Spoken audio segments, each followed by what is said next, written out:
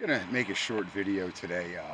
I tried yesterday. I was a little upset. I had a personal happening along the highway, which I'll tell people about because I got to share this. I got to get it off my chest. But that's not what I wanted to talk about. These Silverado trucks, bolts, covers. There ain't much plastic until you get in the interior, like that intake manifold and a couple of the sensors. These trucks are mainly put together with a lot of metal, and I will say garbage metal. Okay, all that recycled crap that China's been taking in. Listen, these trucks are loaded in the Northeast not only with rust but Loctite. So that's where I come down and I want to exhibit like 1A Auto and some of them other ones. They do necessarily show you how to take something apart, but they have uh, no preparedness in their video of what you're going to actually encounter in the actual job.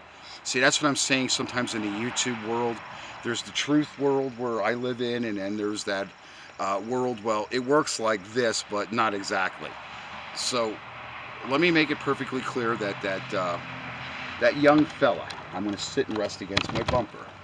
That young fella, okay, he returned. He wants me, he's asking me to determine what gear ratios in his truck. I guess that's an issue. I think it's an older, I think it's a 98 that he said he's working on. Okay? I don't know what gear ratio is. I told him to take the VIN over to the dealer. I said, if not, you're going to have to run the VIN online. Then I gave my uncle's phone number. Remember I told you about the biggest four-wheel drive yard here in the Northeast country is Collis. I gave my uncle's number and I left it in his hands.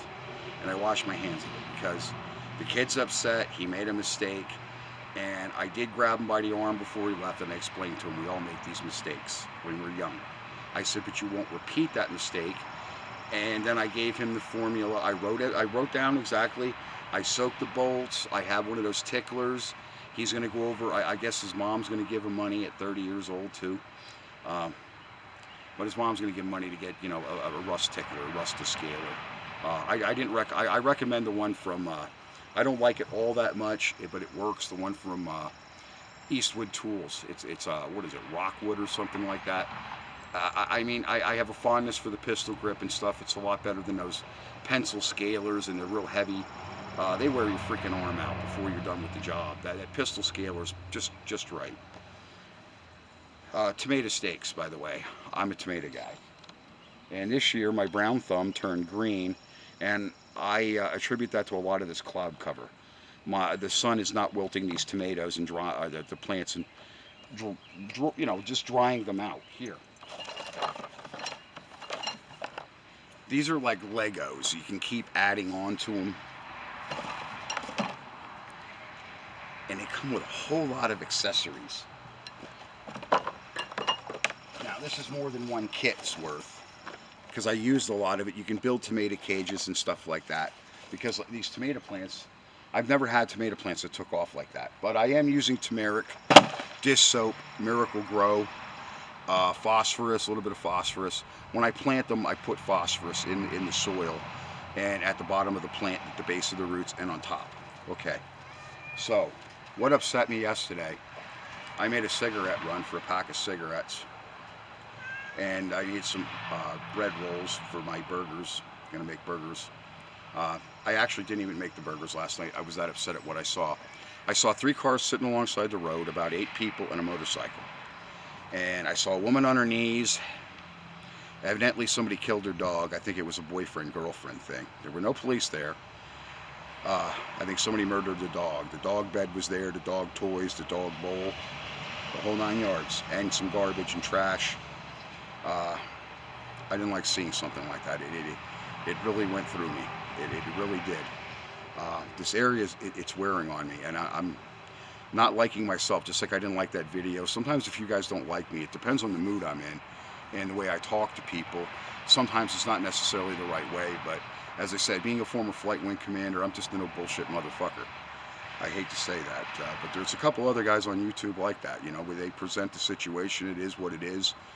And I didn't, like I said, I didn't even get out. I didn't talk to anybody. I just made my assumption. I only slowed down. There was actually vehicles passing me. I almost got hit, But you know, I was a little concerned when there's 8 people on the road and everybody's walking around. I'm thinking they were bikers. Maybe it was a biker family with the bike there because it was a Harley, and I didn't recognize, I didn't know anybody. So that's why I said you keep your mouth shut when you see stuff like that. You don't, you know, no matter what sympathy you want to give somebody or find out how bad you want to find out what went on with something, you stay away from it. And that's what I did. I just kept rolling. Maybe the cops did come eventually. But anyway, she was wrapped around that dog. It looked like a big Airedale. Believe it or not, it was either that or it was a big setter or something like that. It wasn't a pit bull or anything, but it was upsetting. It was very hard for me to deal with. So let my truth ring about these bolts, like pan covers and your suspension, your caliper bolts. And if I took apart an engine, the engines, like this one under they are loaded with that Loktite. You want something to come loose like a head or whatever, you don't use heat, because sometimes you'll pull metal.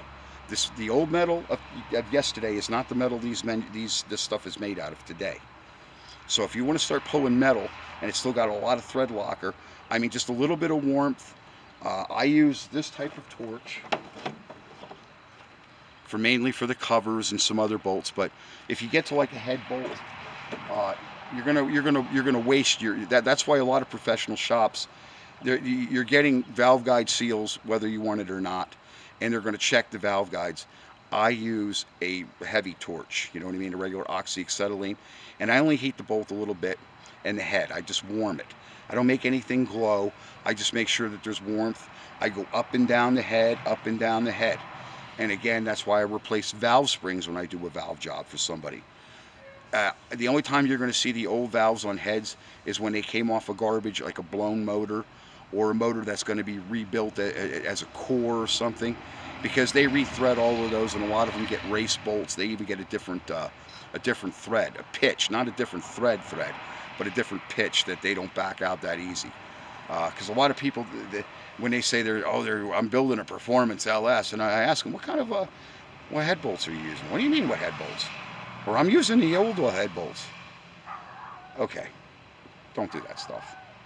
Okay, that's why I told you when people come here, and the one kid told me he had a whatever in the truck, and don't do it to me.